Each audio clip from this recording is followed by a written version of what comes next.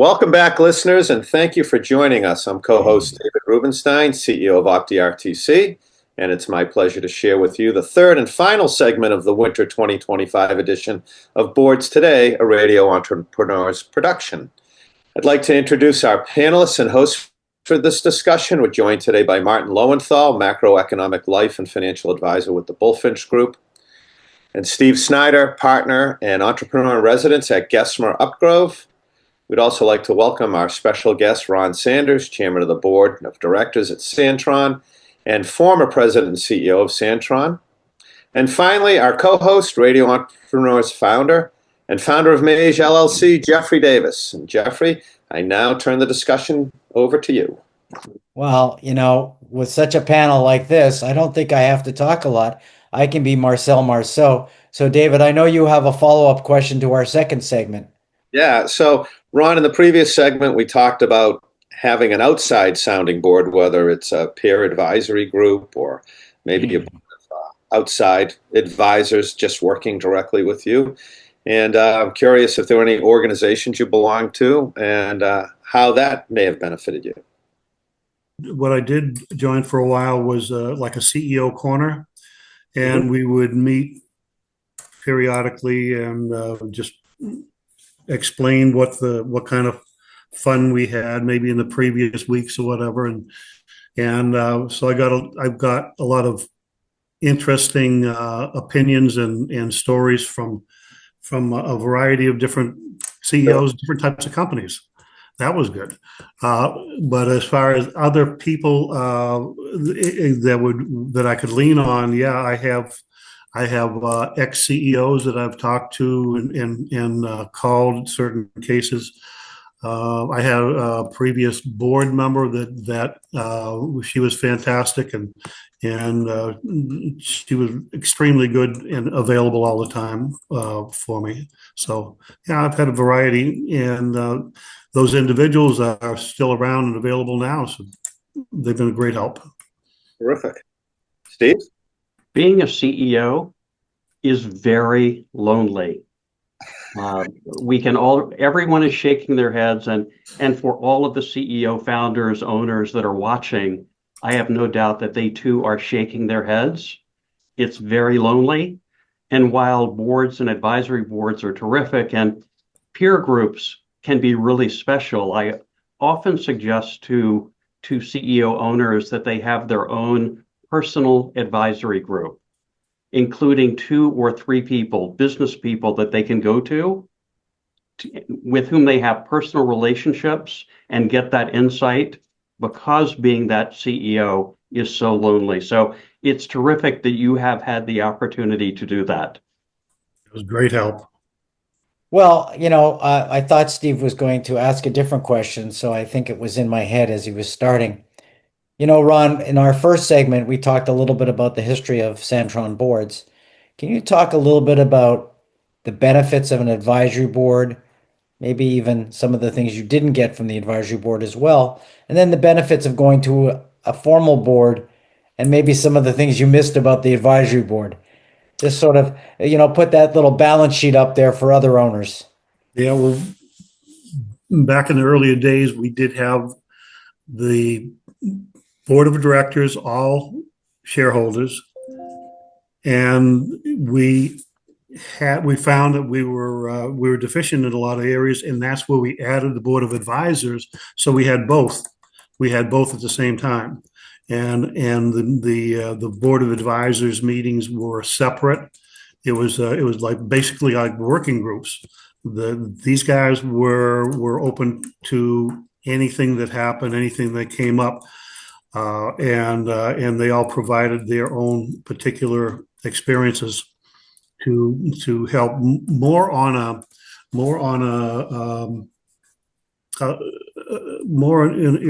a situation where we have particular problems that need to be worked on, particular areas that people might need training on, and so that was a more active situation with the board of advisors. The board of directors, for a lot of years, was more of the formal detail where you would bring up a something to discussion, maybe a motion made, going through the formalities of vote and get something accomplished that way. So the Board of Advisors for me was more active, quite a few more subjects, problems, and the Board of Directors was more for formality for the annual meeting, voting in the officers, that type of thing. Did your board of advisors also include individuals that had industry expertise, expertise in terms of scaling faster or strategic partnerships, or did they have that kind of focus as well? Oh, they did, yeah, they did. We and that was mainly Jeffrey's help. He was looking at where we needed the experience, and he would bring in the people for interview for whatever the specific needs were. Yeah, definitely. You probably had so many different board members. Again, someone was asking us in between seminars. Do you have issues over time or situations over time where the board got too involved micromanaging and you had to push them out a little bit, or has that never been an issue? It had, yeah, it actually has in let's say somewhere around the middle days. I had one member that was extremely strong. He was he had with a partner created a company and sold it for quite a few $1 million. It was very successful. So he had a very strong alpha personality, and so he would be more like wanting to visit and get into the weeds with the employees, and it was a little bit difficult to rein them back. So yeah, we had a situation like that. Generally, though, the members that I had on the board, and specifically this last board, the present board, they know that you don't micromanage, and they individuals in the board, when we would have our president presenting to us the quarterly financials or whatever it is, they may begin to want to get their hands into it, but they would always stop and say, we do not micromanage. We don't have that responsibility and that authority. So they've been fantastic about that. Steve, I keep watching you as thinking that you're going to ask a question. Your little lower lip moves. That's why I can't play poker. But I didn't want to interrupt David. I'm curious from Ron and from all of those of us on this presentation, what are those adjectives that we would use to describe the high performing boards that we need to have, that we aspire to have? What are those adjectives? What should we expect? How about you? Which ones do you think? The adjectives I would use would be, I'm hoping these are adjectives. I want boards with vision. I want board members who are strategic, much less tactical. I want boards that not only think out of the box, they think when there's no box. That's what I aspire to. Mediocre, one of my life philosophies is mediocre is never okay. Right. We want stars. So some of those things words I used are not adjectives, but that's what I aspire to for all of the companies that I work with. I want to jump in because I love that you put us on a game show, Steve, and maybe we can all do it. And I think it's worthwhile because we all have that experience. I don't know about the way you said it. I think the thing that upsets me the most about boards and boards of advisors is I'll start with objectivity.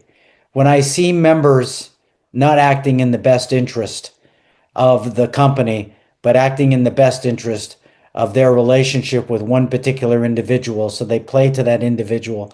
And when I see that and they're not doing the best for the organization, something about it is visceral for me. I get really angry. So, Well, I can see it's frustrating. So I'm gonna enter the game show here. Please. Engaged and committed. And what I've witnessed a great deal, particularly with venture capital investors, are they send in the newest associate who came out of Harvard, and they with their stat sheet and say, "Well, your ratio of this to that doesn't make any sense." I don't want book smarts at the table. I want people who are engaged, committed. They're showing up for more than just a board meeting. So that's really important. And then curiosity, keeping that mind wide open. Don't try to measure us to whatever the industry metric is. Understand how our business is operating, why we're different, why we're special to our customers. Oh yeah, I had that. As I said earlier, I want somebody that's committed, somebody that is dependable, and they really care about the company. That is a very critical thing for me. We did have such a variety of people. We had the Harvard graduate, which I know it's a good school, but they would overcomplicate things to the point where I try to follow them for a while, and finally say stop. That you're not looking at the overall picture and getting things done. It looks good what you're doing, but you're not getting done what we need to get done. So you're right. I'm not going to let Martin escape from the game show. Come on, Martin. You've had maybe more experience than all of us. You guys have covered it all here. I knew this was coming. I'm struggling, and I was going to hit on this whole thing. Exactly what you've just been talking about is that you get, and we're seeing it. You hit on it. I work in the VC field, and you see this frustration with some of the business owners. And I met Steve first 25, 30 years ago at an angel investing group, and you see these outsiders come into these businesses with academic theories that have never been tested. We see it in politics as well. That all sound good and everything, but like Ron says, just stop. I mean, this is not the problem we're dealing with, and why is that ratio even relevant? I know it might look good in a Harvard business study, but here's our problem today. And I need real world solutions and thinking rather than academic theories and math to solve the problem. And it's a challenge.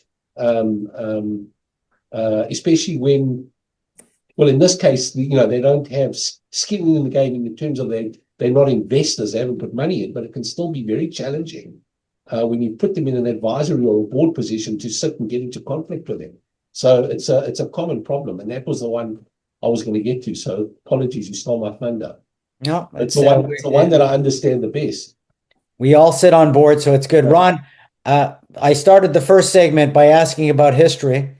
And now I'm going to give you the ghost of Christmas future. Some people might say, Ron, not me, you're getting a little older now, and you can't do this for another 35 years. That's just a little guess on my part. Good guess. I mean, you must be thinking about what's next. Are you going to change the board again? What's the next board for San-tron? Do you really do you think about that, and what might be in the tea leaves for us to think about?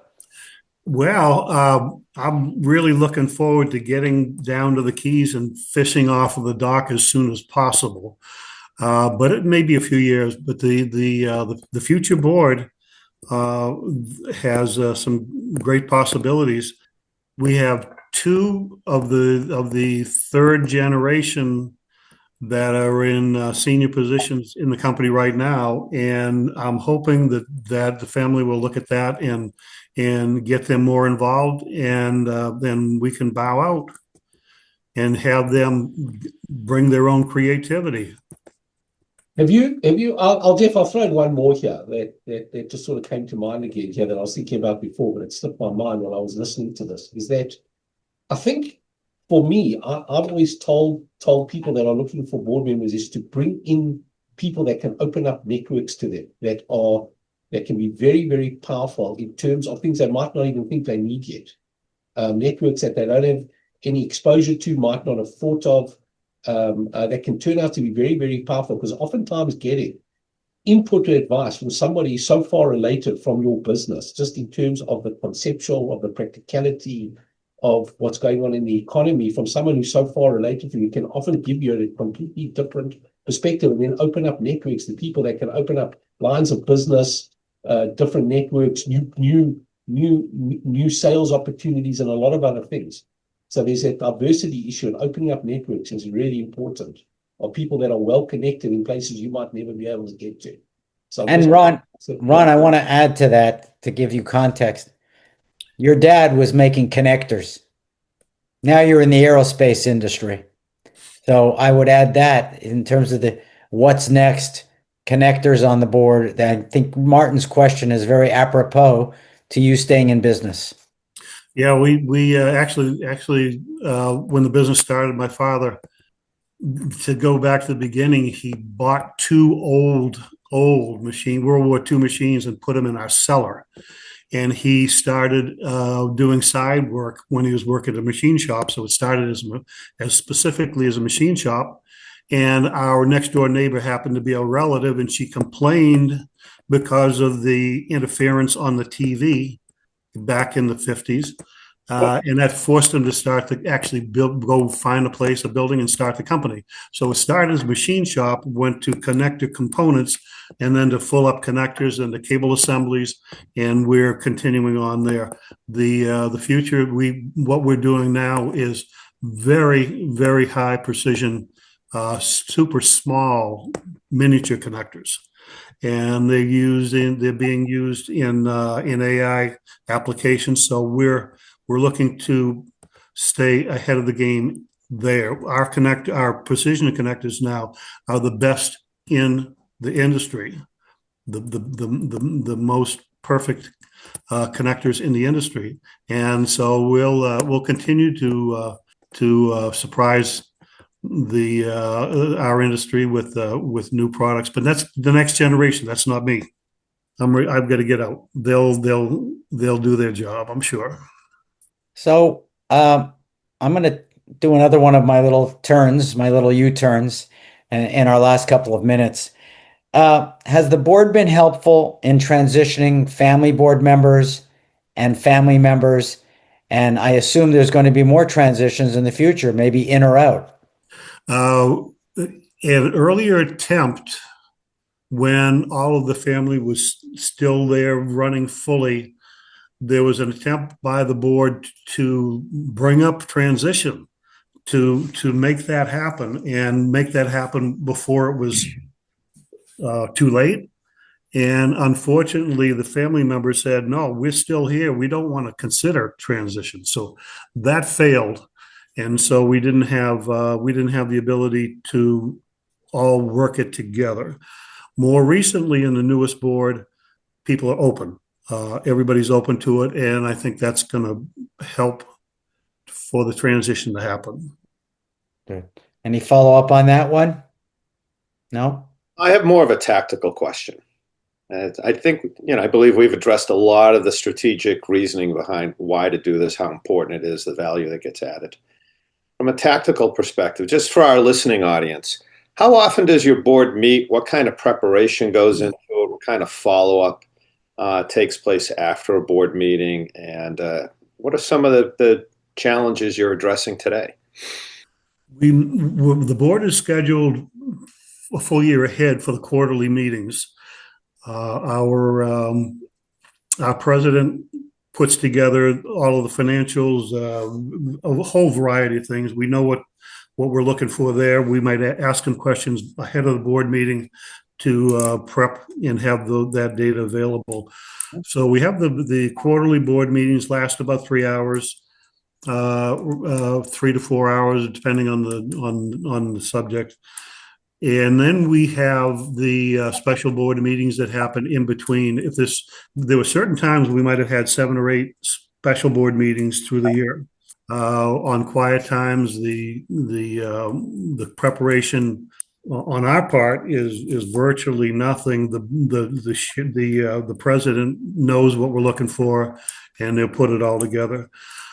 Separate from the quarterly meetings and the special meetings, we will have an executive session if needed, directly after the board meeting, where the board members themselves, only the board members will work a particular problem. And, that's, it may happen, it may not happen.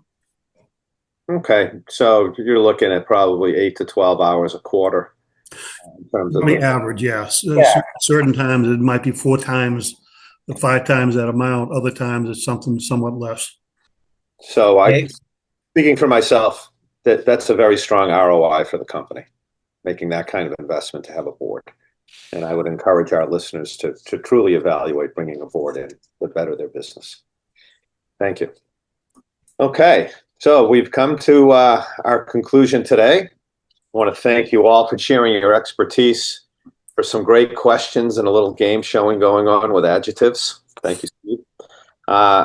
It was very engaging and a thoughtful dialogue. And this concludes our final segment of Winter 2025 Boards Today discussion. Thank you, Jeffrey, for kicking off the series, and Jillian King for your expertise in helping us produce this. I want to thank all of our listeners and viewers who have turned in for the panel. And for more evolving role of private company boards, keep tuning into Boards Today by Radio Entrepreneurs as we bring you more experts and insights throughout 2026. Thank you, everyone. Thank you, David. And thank you, Ron Sanders, Yes, a man who I have grown to really respect and consider to be a real friend. That's exactly the same back to you. And I really enjoyed the conversation. Great. I look forward to seeing you again in our next panel in Winter Boards Today.